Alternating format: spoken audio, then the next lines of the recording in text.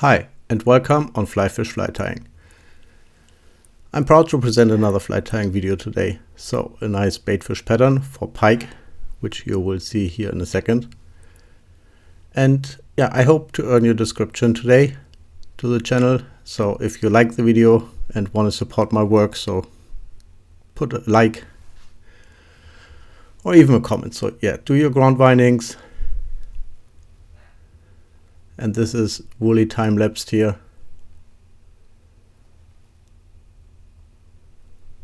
So then I tie in a tail of bucktail in white. So you want to make sure that the fibers spread evenly around the hook shank, which did not work well here. But I use my dubbing needle to pull them out, and yeah, so spin them around a little bit, adjust them to where you want to have them, and then tie that in. Yeah, this is another video with accidents, so you see my thread breaking 2 times. I don't know, I should use a stronger one, but I like this one. It's fairly strong and also very slim, so very small in diameter, which I really like. Yeah, clean your fly a little bit.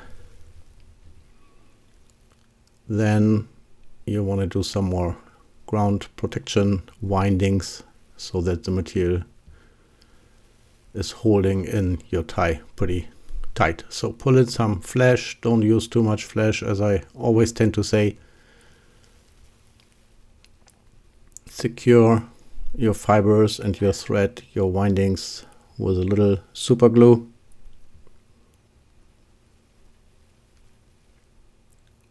Put your thread over the glue so that it really glues in. Yes, so then I do another layer of bucktail here, white, just same method as I did before.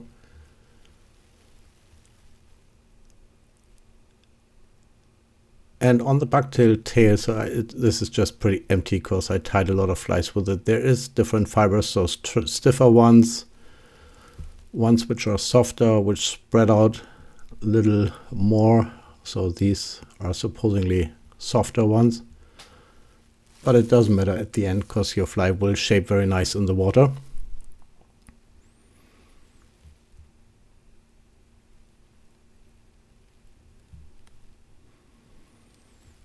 I'll put some more windings and secure your fibers.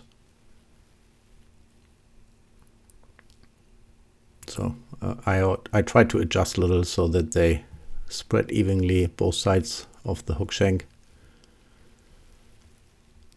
I think that's not a really necessary step, but you know, for your eye or my eye in this case.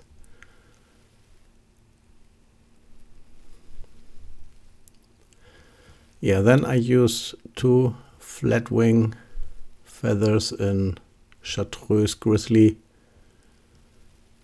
I wind them back to secure them a little more, cut them off, and then one on the other side. And you want to try to tie them in equal lengths on both sides, and yeah, try that they really lie flat on your hook shank, that they give a little profile to the fly.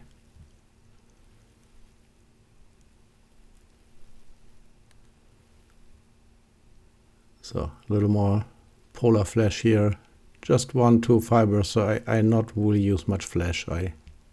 As I explained often, I don't like it.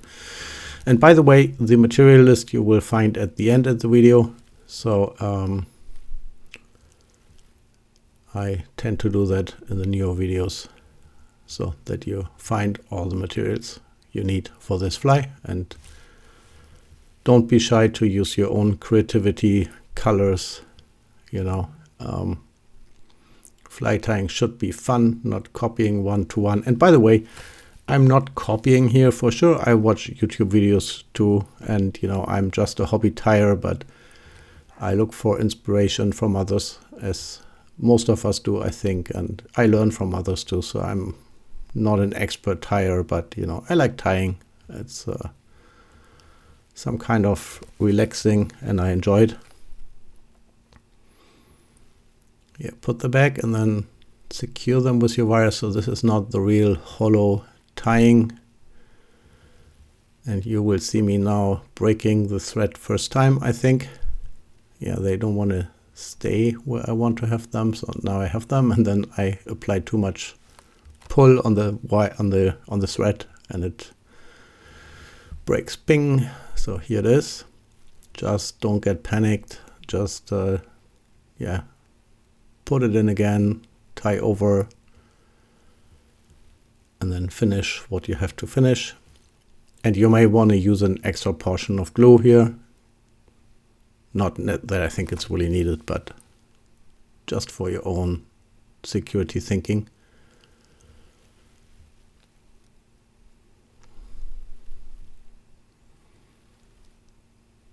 Yeah, you'll see me pulling back the fibers with the hand pretty often. I like to do that to get an impression of the shape of the fly I'm tying.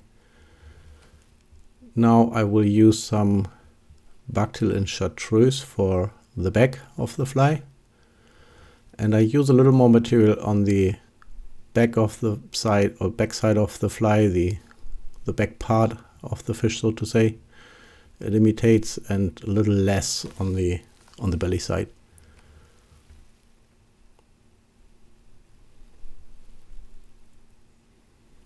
Yeah, do some looser wraps of your thread and then secure with some tighter ones. Technically, you want to have those back fibers a little more flat, so that they really get a flatter shape on the back part of the fly.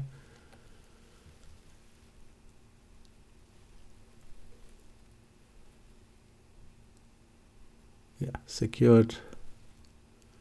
Some more flash.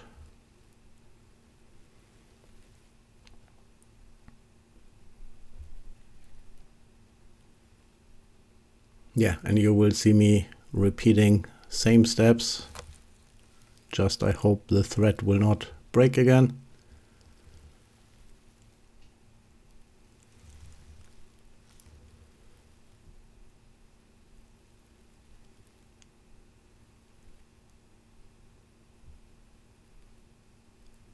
Okay.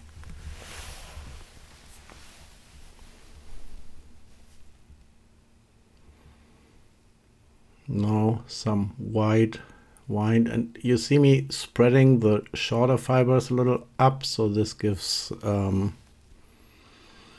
yeah, a little ramp, so to say, so that the longer fibers stand against these,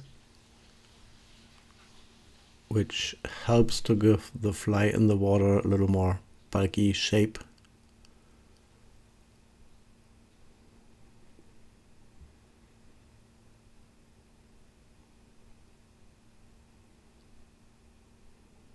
Adjust them and then pull tighter, apply some tight wraps. Okay, then the green chartreuse fibers, bucktail on the back again.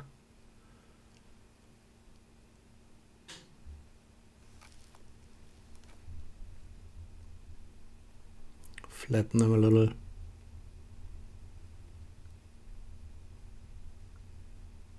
Cut the pieces you don't want to have away.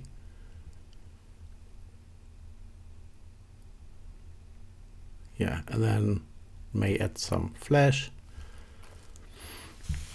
And once you have put some flash in, we will tie in some more of the grizzly feathers. This gives a lot of contrast to the fly, which I really like, and a lot of movement play in the water, because those are very soft.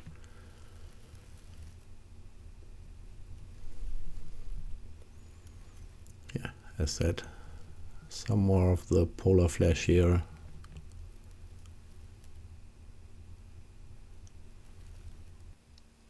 Yeah, And after the flash, you will tie in 3 more of the grizzly hackles.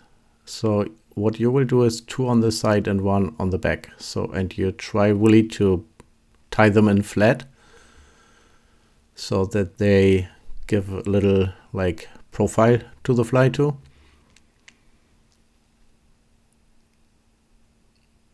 Yeah. So, and make them a little shorter than the first ones, like 1-2 centimeters shorter.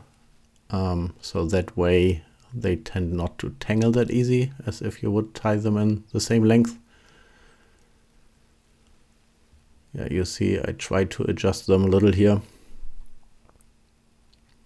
Secure them. And put 1 more on the back.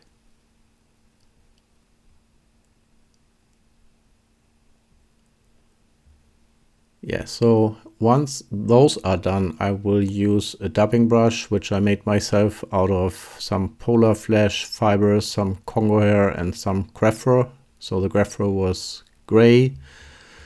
The Congo hair is some kind of light greenish, and then the polar flash is like pearl green. So you want to accomplish little fly here. And then, yeah, I do some more ground windings because I not covered it with thread towards the eye of the hook. Tie in your dubbing brush.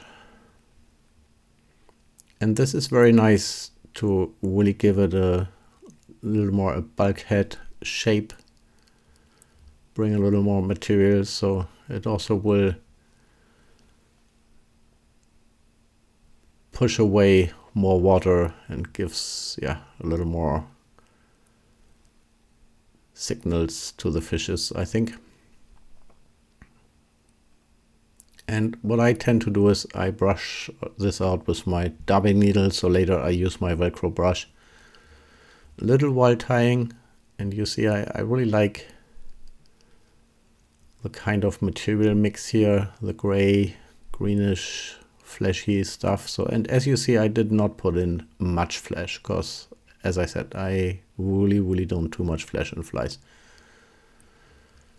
Then secure your dubbing brush if you have enough layer in. I think I could have done 1 more turn. I use pliers because, you know, I have a steel wire holding the brush together. Push every material back. Secure your head and make sure that you cover the end of the steel wire with some thread and brush it out a little. So yeah, I really like that, and it looks a little like yeah, fresh brushed and everything stands as it wants, but in the water this gives a very nice shape. So now I use some polar fibers in hot orange just to give it a like an accent here. Yeah, and then I use a very nice material called northern pike hair. This is the color is chartreuse, and you will see I pull too much on my thread and it breaks again, which honestly I hate. I don't know if my bobbin is still okay, so it has some kind of sharp edge somewhere, but, and yeah, so I'm happy that the material did not become loose. Secure the wire at the thread again, and then some more windings. So cut off the rest of the material and make sure your eye of the hook is clean, because you don't want to have material in there. First, it does not look good. Second, sometimes if you use bigger diameters of steel wire or, you know, hard mono or whatever you put in, it's tricky to get it through the eye. Yeah, then I use these eyes, which I really like. I put some super glue on it, and imagine super glue reacts quick if you apply pressure. So if you do not apply pressure, you can move them around a little bit. What I like on these eyes that they have this little tail where you can tie them in and, you know, secure them with your thread. Cut off the rest. So this eye is very firm because you saw I applied a lot of pressure. Do the same thing on the other side. So you see me put some super glue on it. Place the eye on where you want to have it. You have a little time with the super glue. And now I apply pressure and tie them in, secure them.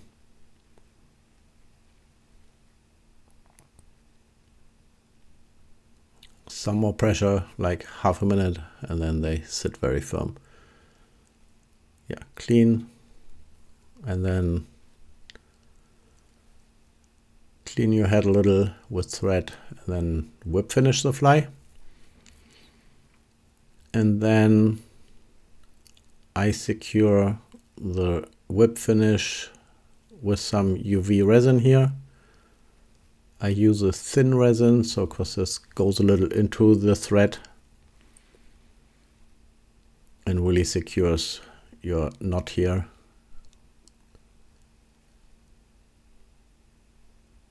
Yeah, so you see the fly looks, in my opinion, very nice fly for big fish, pike, may big perch, even though it imitates may perch. And then may volley, zander, whatever you want to go for. So you see me just a little bit of UV resin here to really secure your fibers and your head knot. Okay, cure it with your UV light and then you're done. Thank you for watching. As said, I would love a subscription and or comments and likes. Thank you very much. Have a great, fantastic day and have fun tying this fly. Bye.